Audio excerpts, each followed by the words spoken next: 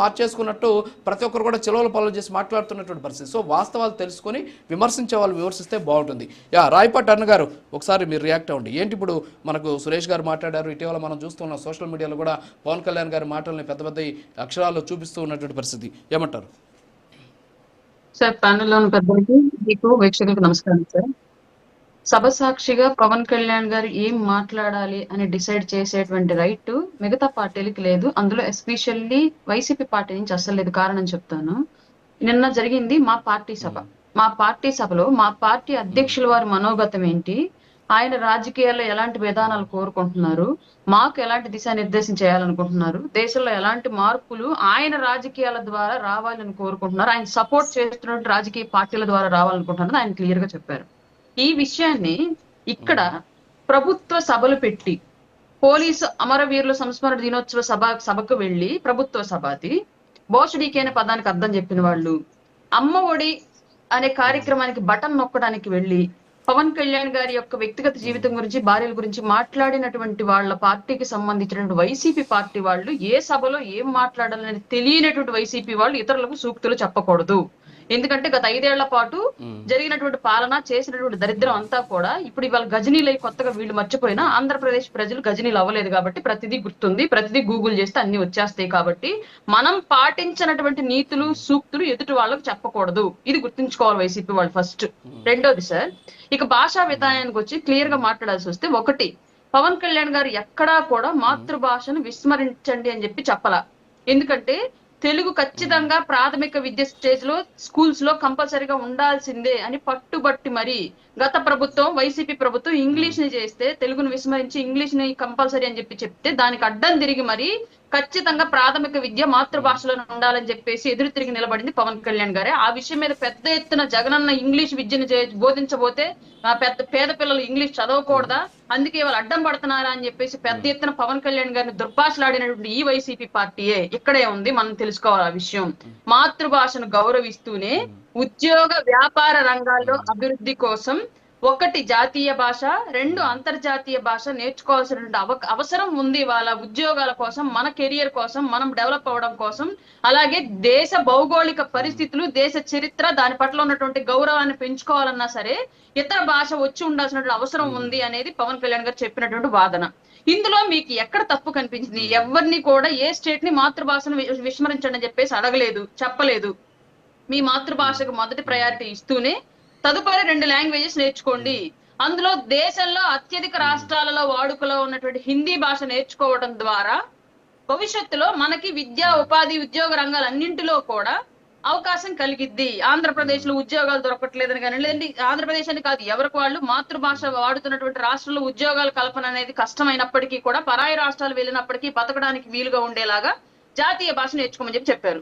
దాంట్లో తప్పెక్కడ కనిపిస్తోంది? అతి మేధావులందరూ కూడా మాకు అర్థం కావట్లేదు. ఆయన ఏమన్నా రెస్ట్రిక్ట్ చేసి మీరు తమిళ పక్కన పెట్టేసి హిందీ నేర్చుకోండి అని చెప్పేసి అంటే ప్రాబ్లం. కానీ అలా చెప్పలే ఎక్కడ కూడా పవన్ కళ్యాణ్ గారు. దేశ భవిష్యత్తు, యువత భవిష్యత్తు కోసం చెప్పినటువంటి అంశాన్ని కూడా భూతత్వంలో పెట్టి చూడడం అనేది నిజంగానే సిగ్గుచేటు. ఇంకొకటి, మతాల ప్రస్తావన లేని, కులాల ప్రస్తావన లేని రాజకీయం అనేది జనసేన సిద్ధాంతాల్లో భాగం. బట్ వాళ్ళ పవన్ కళ్యాణ్ గారు మతాల రాజకీయం చేస్తున్నారని చెప్పేసి ఇందాక గౌరవనీయులైనటువంటి పసుపులేటి సురేష్ గారు మాట్లాడినట్టు అంశం క్లియర్లీ చెప్తున్నాం. మేము ఎక్కడైనా పరాయి మతాన్ని దూషించి హిందూ మతాన్ని భుజానెత్తుకోవడం జరిగిందా?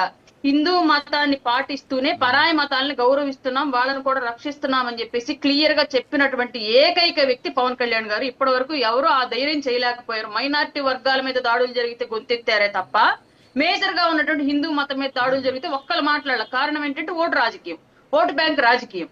కానీ మేజర్ గా ఉన్నంత మాత్రాన్ని హిందూ మతం అవహేళనకు, అపహాస్యానికి గురవుతూ ఉంటే చూస్తూ ఊరుకోము. ఖచ్చితంగా ఈ మతాన్ని మేము పాటిస్తూ రక్షిస్తూనే పరాయి మతాలను కూడా మా సోదరులాగా గౌరవిస్తూ రక్షిస్తామని చెప్పేసి చెప్పినటువంటి ఏకైక వ్యక్తి పవన్ కళ్యాణ్ గారు.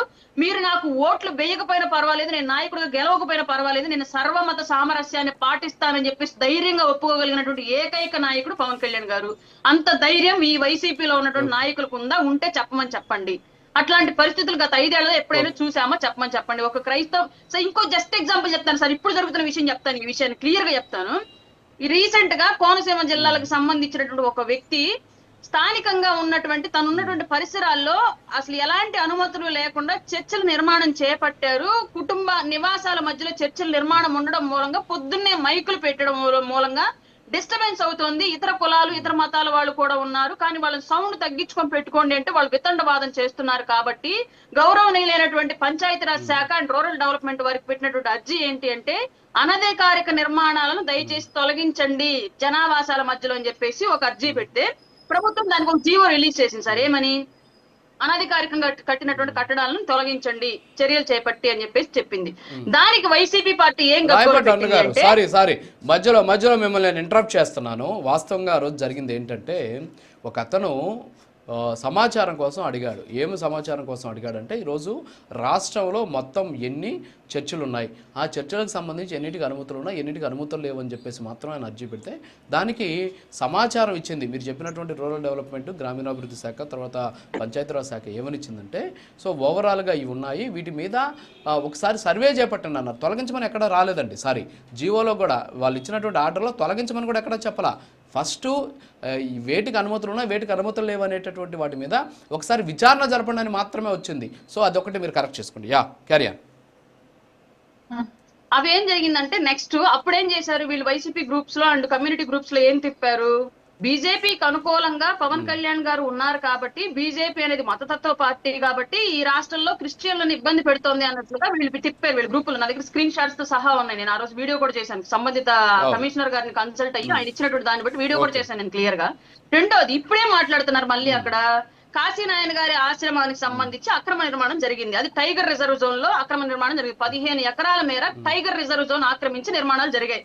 ఇది జాతీయ సంస్థ. టైగర్ రిజర్వ్ జోన్ అనేది ఆంధ్రప్రదేశ్ రాష్ట్రానికి సంబంధించింది కాదు, సెంట్రల్ గవర్నమెంట్ కి సంబంధించినటువంటి వ్యవస్థ. అది ఖచ్చితంగా ప్రభుత్వాన్ని కోరింది, మీరు ఇన్ని సంవత్సరాలు అవుతుంటే ఎందుకు ఈ విషయం మీద యాక్షన్ తీసుకోవట్లేదు, మీరు మమ్మల్ని రమ్మంటారా అని చెప్పేసి, మాకున్నటువంటి పరిధిలో ఉన్నట్టు భూమిని ఆక్రమించారు, ఎందుకు ఆక్రమిస్తారని చెప్పేసి ప్రభుత్వాన్ని క్వశ్చన్ చేస్తే సెంట్రల్ గవర్నమెంట్ నుంచి ప్రభుత్వం దాని మీద చర్యలు చేపడితే ఇప్పుడేం మాట్లాడతారు, ఆ రోజేమో క్రైస్తవులకు వ్యతిరేకంగా పవన్ కళ్యాణ్ అన్నారు, ఇవాళ ఏం మాట్లాడుతున్నారు, సనాతన ధర్మం పాటిస్తున్నట్టు పవన్ కళ్యాణ్ కాశీనాయన ఆశ్రమం కూలుస్తుంటే ఎందుకు సపోర్ట్ చేస్తున్నారు, ఆయన ఫారెస్ట్ డిపార్ట్మెంట్ లో ఉన్నదే కదా అని చెప్పేసి క్వశ్చన్ చేస్తున్నారు. ఇక్కడ అక్రమ నిర్మాణాలు ఏ మతం చేపట్టినా ఏ కులం చేపట్టినా ప్రభుత్వం దాని మీద యాక్షన్ తీసుకుంటది అన్నది మా ప్రభుత్వం యొక్క స్టాండ్, పవన్ కళ్యాణ్ గారి యొక్క స్టాండ్. రెండోది, మతాలు ప్రతి ఒక్కరికి కూడా ప్రాతినిధ్యం ఇవ్వాలి, అందరికీ గౌరవం ఇవ్వాలని మా పవన్ కళ్యాణ్ గారి స్టాండ్. అందుకే కాశీనాయన గారి ఆశ్రమాన్ని పక్కన గవర్నమెంట్ ల్యాండ్ లో, టైగర్ రిజర్వ్ జోన్ లో లేనటువంటి ల్యాండ్ లో మరి బయట స్థలం తీసుకొని మరి కొత్త నిర్మాణాలు చేపడుతున్నారు. కానీ దాన్ని బయటకు చెప్పరు ఈ వైసీపీ పార్టీ. ఎందుకంటే పవన్ కళ్యాణ్ గారిని బురద జల్లడమే వీళ్ళ పార్టీ పని కాబట్టి, వీళ్ళ పార్టీ ఎదగడం కన్నా కూడా పక్కోళ్ళ మీద బురద వేయడమే వీళ్ళ పార్టీ కోసం అప్పచెప్పిన పని కాబట్టి వాస్తవాలను ఎక్కడా చెప్పరు. వాస్తవాలను చెప్పకుండా ఎంతసేపటికి అవాస్తవాలే ప్రచారం చేయాలి. పవన్ కళ్యాణ్ గారు మంచి చేస్తున్నా, ఆయన వల్ల రాష్ట్రానికి మంచి జరుగుతున్నా ఆయన చెడ్డబడని చెప్పేసి వీళ్ళు పెద్ద పెద్ద బోతద్దాలు పెట్టి చూపించాలి. వీళ్ళ ఉద్యోగమే ఇది.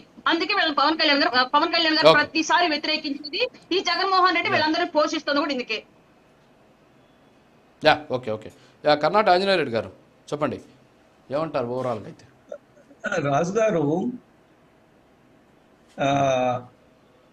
సురేష్ మాట్లాడుతూ మతాల ప్రస్తావన ఎందుకు, కులాల ప్రస్తావన ఎందుకు, ఆయన కులాల